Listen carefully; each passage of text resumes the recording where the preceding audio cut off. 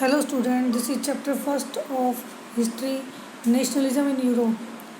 We had discussed about nationalism in last video. Now we will discuss next point, the making of nationalism in Europe. Nationalism की शुरुआत Europe में France से हो चुकी थी और उसी को हम आगे यहाँ पर डिस्कस करेंगे कि किस तरह फ्रांस ने राष्ट्रीय राज्य की एक परंपरा डाली यूरोप में. If you look at the map of mid 18th century Europe you will find that there were no nation state as we know them today. अगर हम उस समय का मिड 18th सेंचुरी का यूरोप का मैप देखते हैं तो अभी हमने पहले भी देखा था लास्ट वीडियो में, तो उसमें हमें पता चलेगा कि किसी भी तरीके से कोई भी देश जो था पूरी तरह से नेशन स्टेट के रूप में नहीं था, राष्ट्रीय राज्य के रूप में नहीं था. सभी जो राज्य थे जो आज नेशन स्टेट्स के रूप में है, राष्ट्रीय राज्य के रूप में, जिसको हम आज जर्मनी, इटली, स्विट्ज़रलैंड के नाम से जानते हैं, ये उस समय अलग अलग पार्ट्स में डिवाइडेड थे और उनके नाम भी ये नहीं थे, अलग अलग नामों से वो जाने जाते थे उस समय. What we know today as Germany, Italy, Switzerland were divided into kingdoms and duchies and cantons whose rulers had their autonomous territories. उस समय ये राज्य जो थे जिनको हम जर्मनी, इटली, स्विट्ज़रलैंड के नाम से जानते हैं, ये सभी राज्य जो थे वो छोटे छोटे टुकड़ों में बटे हुए थे जिन्हें डची या किंगडम कहा जाता था और इनके अपने अपने जो रूलर्स थे उनकी अपनी अपनी शासन परंपराएं चलती आ रही थी. Eastern and central Europe were under autocratic monarchies within the territories of which lived diverse people. इन सभी राज्यों में एक ही कल्चर के लोग नहीं रहते थे, सभी अलग अलग कल्चर से रिलेटेड लोग इनमें रहते थे. उनकी पहचान अलग अलग धर्म से या उनके कल्चर से जानी जाती थी. They did not see themselves as sharing a collective identity और ए कॉमन कल्चर. उनकी संस्कृति एक नहीं थी, उनकी भाषा एक नहीं थी और किसी भी तरीके से वो अपने आप को एक पहचान से नहीं जोड़ सकते थे. केवल उनकी पहचान ये थी कि वो एक राज्य से जुड़े हुए थे, एक राजा से जुड़े हुए थे. इसी के कारण वो उस राज्य का हिस्सा होने के कारण यही पहचान थी. बाकी उनका किसी भी तरह से कॉमननेस उनमें नहीं थी. Often they even spoke different languages and belonged to different ethnic groups. उनकी भाषाएं और उनका कल्चर जो था वो बिल्कुल अलग अलग था. The Habsburg Empire that ruled over Austria and Hungary, for example, was patchwork of many different regions and peoples. Austria Hungary जो उस समय एक बड़ा राज्य था वो किसी भी एक जाति एक या संस्कृति से जुड़ा हुआ नहीं था. उसमें अलग अलग डिफरेंट कम्युनिटीज़ के लोग रहते थे और इस तरह से वो अपने आप को एक जुड़ा हुआ महसूस नहीं कर पाते थे. It included the Alpine region, the Tyrol, Austria and the Sudetenland, as well as Bohemia, where the aristocracy was predominantly German speaking. उस समय के ऑस्ट्रिया हंगरी में जो क्षेत्र शामिल थे वो एल्पाइन रीजन और टायरोल, ऑस्ट्रिया और सुडेटलैंड थे. उसके अलावा बोहेमिया जहाँ पर जर्मन भाषा बोली जाती थी. It also included the Italian speaking provinces of Lombardy and Venetia. इसमें इटली के जो कुछ पार्ट थे, इटालियन भाषा जहाँ बोली जाती थी, लॉम्बार्डी और वेनेशिया जो कि बाद में इटली का पार्ट बने, वो क्षेत्र भी ऑस्ट्रिया हंगरी में ही शामिल थे. इन Hungary half of population spoke Magyar while the other half spoke A variety of dialects. Hungary जो बड़ा राज्य था उसमें आधे से ज़्यादा आधे लोग जो थे वो मैग्यार भाषा यूज़ करते थे और बाकी के जो आधे लोग थे उनकी भाषाएं विभिन्न थी, अलग अलग क्षेत्रों में अलग अलग बोली जाती थी. इन गैलिशिया द एरिस्टोक्रेसी स्पोक पोलिश. गैलिशिया में जो राजशाही थी वो पोलिश भाषा का यूज़ करते थे. Besides these three dominant groups there also lived within the boundaries of the empire a mass of subject peasant peoples, Bohemians and Slovaks to the north, Slovenes in Carniola or Croats to the south and Romans to the east in Transylvania. इस तरह से इन क्षेत्रों में अलग अलग भाषाएं बोली जाती थी कि गैलिशिया में पोलिश भाषा बोली जाती थी। और इन 3 जो मेन डोमिनेंट ग्रुप थे उनके अलावा भी उसमें इस एम्पायर में, जो हंगरी का एम्पायर था, उसमें किसान अलग अलग क्षेत्रों में अलग अलग जो संस्कृति से, कल्चर से जुड़े हुए थे। कुछ क्षेत्र बोहेमिया में थे, जो बोहेमियंस कहलाते थे। स्लोवाक्स थे नॉर्दर्न पार्ट के, और स्लोवेन्स थे कार्नोलिया के, कॉर्नियाल के, और क्रोट्स जो थे वो साउथ के थे। रोमन्स जो थे वो ट्रांसाइल्वेनिया में रहने वाले लोगों को कहा जाता था। इस तरह से उनके कल्चर और उनके क्षेत्र जो थे वो अलग अलग थे। Such differences did not easily promote a sense of political unity. केवल उस वहाँ का राजा एक था, इसी कारण से वो क्षेत्र जो था वो पूरा एम्पायर कहलाता था। बाकी वो लोग अपने आप को किसी भी तरीके से एक दूसरे से जुड़ा हुआ महसूस नहीं करते थे। The only tie binding these diverse groups together was a common allegiance to the emperor. केवल राजा एक होने के कारण वो एक थे, अदरवाइज उनमें बहुत सारी राष्ट्रीयताएं, बहुत सारे कल्चर वहाँ पर रहते थे। How did nationalism and the idea of the nation state emerge. किस तरीके से राष्ट्रवाद की भावना और राष्ट्रीय राज्य की भावना जो है वहाँ उसका विकास हुआ, ये हम आगे पढ़ते हैं। Next topic is the aristocracy and the middle class. Aristocracy means राजशाही, राजा का शासन, और मिडिल क्लास में क्या संबंध था या क्या उस समय क्या कंडीशन थी उनकी, वो डिस्कस करते हैं हम यहाँ पर। Socially and politically A landed aristocracy was the dominant class on the continent. सामाजिक और राजनीतिक रूप से देखा जाए तो एरिस्टोक्रेसी मतलब राजशाही जो थी वो पूरे कॉन्टिनेंट पर फैली हुई थी। The members of this class were United by common way of life that cut cross regional divisions. और जो राजशाही थी वो चाहे किसी भी क्षेत्र की हो, पूरे यूरोप में एक जैसे ही इनका रहन सहन, उनका तरीका और उनका जो लाइफस्टाइल था वो एक जैसा था। और उसमें ये डिफरेंस नहीं था कि वो इस क्षेत्र से बिलोंग करता है, वो ऑस्ट्रिया हंगरी का है या किसी दूसरे क्षेत्र का है। उसके लिए जो ये एरिस्टोक्रेसी क्लास थी वो एक जैसी थी। They owned states in the countryside and also town houses. उनके पास जो राजा के यहाँ पर जो राजशाही थी, नोबेलिटी थी, जो नोबेलिटी मीन्स जो उससे जुड़े हुए परिवार, राज परिवार से जुड़े हुए सदस्य थे, उन लोगों के पास काफ़ी ग्रामीण क्षेत्रों में बड़े बड़े स्टेट्स होते थे, यानी कि काफ़ी बड़ा एरिया उनको दे दिया जाता था। जैसे भारत में जमींदारी सिस्टम था, बड़ी बड़ी ज़मीनें उनको मिली हुई थी, उसी तरह वहाँ भी उन लोगों को इस ग्रामीण क्षेत्रों में ज़मीनें मिली हुई थी और शहरों में टाउन हाउसेज थे जहाँ पर वो लोग रहते थे। They spoke French for the purpose of diplomacy and in high society. वो अपने आप को शाही दिखाने के लिए फ्रेंच भाषा का यूज़ करते थे। Their families were often connected by ties of marriage. अब किसी भी क्षेत्र में राजा चाहे कोई भी हो तो इनके जो शादी विवाह के संबंध थे वो भी आपस में इन बड़े परिवारों में ही होते थे, राजाओं के परिवारों में ही होते थे। This powerful aristocracy was however numerically A small group. अगर उनकी काउंटिंग देखी जाए तो एरिस्टोक्रेसी जो है मुट्ठी भर लोग थे, वो बहुत ही कम थे। The majority of population was made up of peasantry. ज़्यादातर लोग जो थे पॉपुलेशन में वो किसान थे और आम जनता थी। To the west the bulk of the land was farmed by tenants and small owners, while the eastern and central Europe, the pattern of land holding was characterized by the vast estates which were cultivated by serfs। और उसके अलावा जो western side में जो थे वहाँ पर जो ज़मीनें थी वो छोटे किसानों के द्वारा जोती जाती थी या उन पर खेती की जाती थी, जबकि ईस्टर्न साइड और सेंट्रल एरिया में लैंड होल्डिंग सिस्टम था जहाँ पर उनको सर्फ मतलब दासों के द्वारा काम कराया जाता था। यानी कि जहाँ पर किसानों के पास ज़मीनें थी वहाँ किसान खुद ज़मींदारी करते थे, खुद अपनी जुताई बुआई करते थे।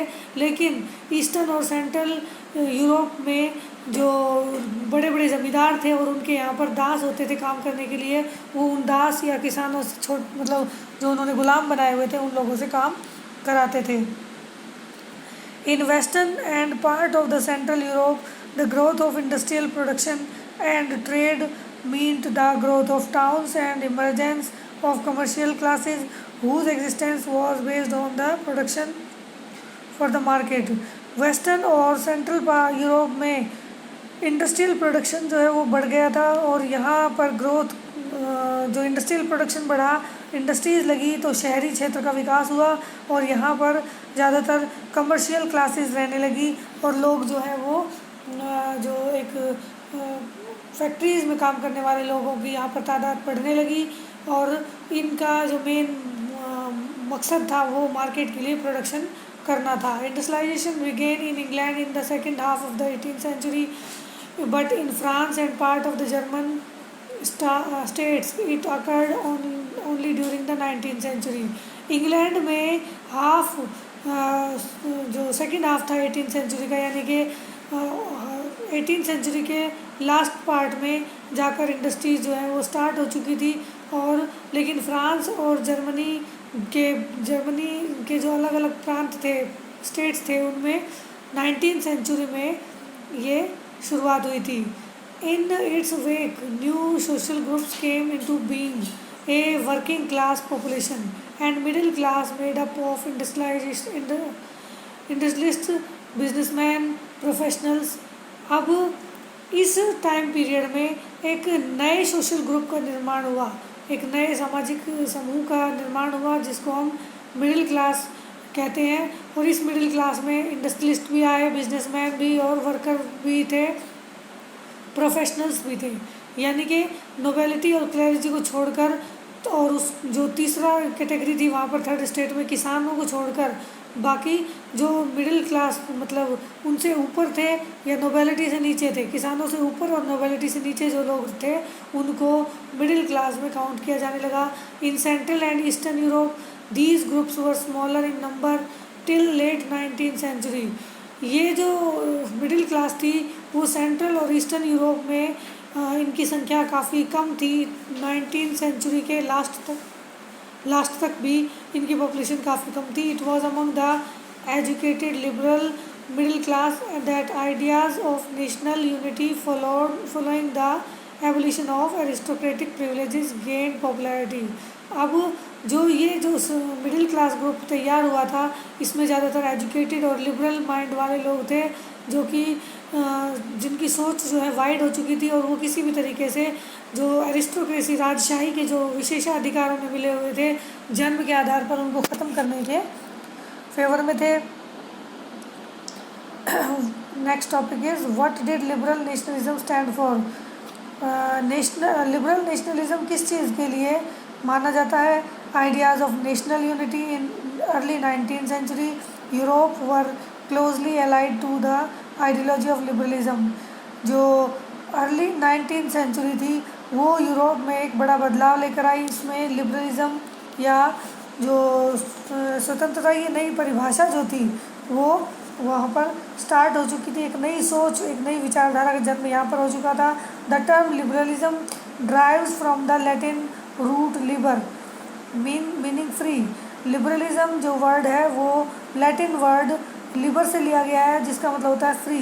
तो लिबरलिज्म का मतलब था सभी को स्वतंत्रता मिलनी चाहिए. इस सोच वाली विचारधारा का जन्म यहाँ इस समय पर हो चुका था. For the new middle class liberalism stood for freedom for the individual and equality for all people all before the law. Middle class के लिए लिबरलिज्म का मतलब था कि समाज में सभी को बराबर के अधिकार मिले और कानून के सामने सभी को बराबर माना जाए और प्रत्येक व्यक्ति को अधिकार मिलने चाहिए. Politically it emphasise the concept of government by consent. राजनीतिक रूप से अगर हम इसको सरकार से जोड़ें तो उसमें भी कुछ हद तक राजनीति में इन्वॉल्वमेंट की बात आती थी कि लोगों को राजनीति में इन्वॉल्वमेंट का जो मौका मिलना चाहिए. Since the French revolution liberalism had stood for the end of the aristocracy and clerical privileges, a constitution and representative government through parliament. 19th century liberals also stressed the inviolability of private property. जो French revolution के समय जो liberalism की शुरुआत हुई थी, जो एक सोच बनी थी, उसका मानना था कि एरिस्टोक्रेसी को ख़त्म किया जाए, राजशाही को ख़त्म किया जाए और उनके जो विशेषाधिकार हैं उनको भी ख़त्म किया जाए और कॉन्स्टिट्यूशन बनाया जाए और जनता के प्रतिनिधि जो है वो सरकार बनाकर सरकार चलाएं पार्लियामेंट के थ्रू। 19th सेंचुरी के जो लिबरल्स थे उनकी सोच जो थी वो काफ़ी हद तक और भी चेंज हो गई थी। अभी लोग प्राइवेट प्रॉपर्टी को फेवर करने लगे थे, yet equality before the law did not necessarily stand for universal suffrage. अभी तक लिबरलिज्म में किसी भी तरीके से सभी के लिए जो समान अधिकार थे वो ज़रूरी नहीं थे, यानी कि उस समय तक इतना डेवलप नहीं हो पाया था कि जैसे कि आज हमें सभी अमीर गरीब सभी को इक्वल जो राजनीतिक अधिकार मिले हुए, वो उस समय उन लोगों की सोच में शामिल नहीं था।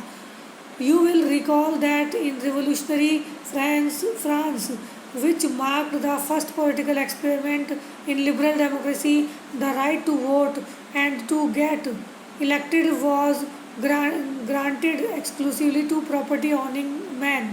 इसका अंदाज़ा हम इस चीज़ से लगा सकते हैं कि जिस समय फ्रांस में रिवोल्यूशन हुआ तो उस समय की जो क्रांति हुई थी, रिवोल्यूशनरी सिस्टम हुआ था, उसमें उस क्रांति के बाद जब गवर्नमेंट बनाई गई तो उसमें जब राजनीतिक अधिकार दिए गए, वोट डालने का अधिकार जो दिया गया वो मेनली उन लोगों को दिया गया था जिनके पास प्रॉपर्टीज़ थी। Man without property and all women were excluded from political rights. उन पुरुषों को जिनके पास प्रॉपर्टी नहीं थी और महिलाओं को इस राजनीतिक अधिकार से वंचित रखा गया।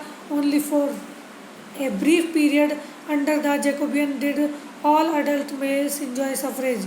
केवल जैकोबियन पीरियड जो था कुछ समय का था, आई थिंक 1 या 2 साल का था, उस 1-2 साल के टाइम पीरियड में ही केवल सभी अडल्ट मेल्स को सफरेज का अधिकार यानी कि वोट डालने का अधिकार मिला था। उसके बाद फिर से उसको ख़त्म कर दिया गया और however the Napoleonic code went back to limited suffrage and reduced women to the status of a minor and subject to the authority of the fathers and husbands.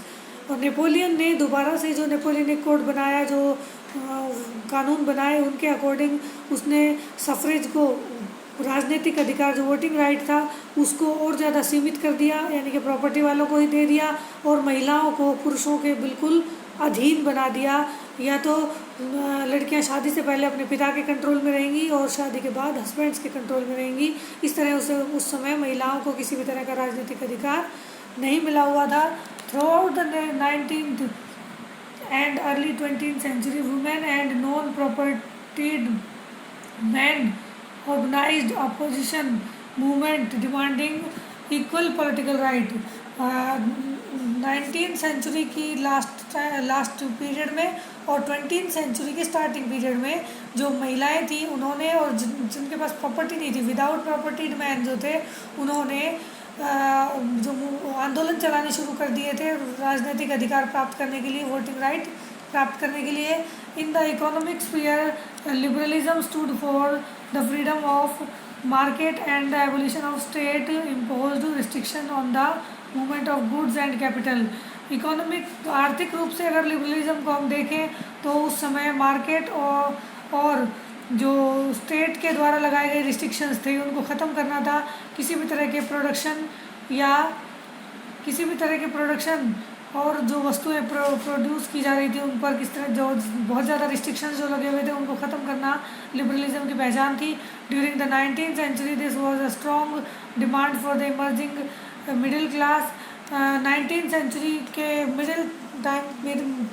Madhya time period में जो middle class थी उसने इसका विरोध किया कि जो restrictions उन्होंने, जो राज्य ने या सरकारों ने लगाए हुए थे। Let us take the example of German speaking regions in the first half of the 19th century. German speaking जो क्षेत्र थे उनका हम एक एग्जांपल लेकर यहाँ पर एक्सप्लेन करते हैं। Napoleon's administrative measures had created out of countless small principalities confederation of 39 state. Napoleon ने एक 39 स्टेट का एक वो बनाया था, संघ बनाया था। Each of these possessed its own currency. और इन 39 स्टेट्स को क्यों मिलाया गया था? क्योंकि इनकी सबकी अलग अलग करेंसी थी, वेट और मेजर के जो सिस्टम थे वो भी अलग अलग थे। A merchant travelled in 1833 from Hamburg to Nuremberg to sell his goods would have had to pass through 11 customs barriers and pay a custom duty of about 5% of at each one of them.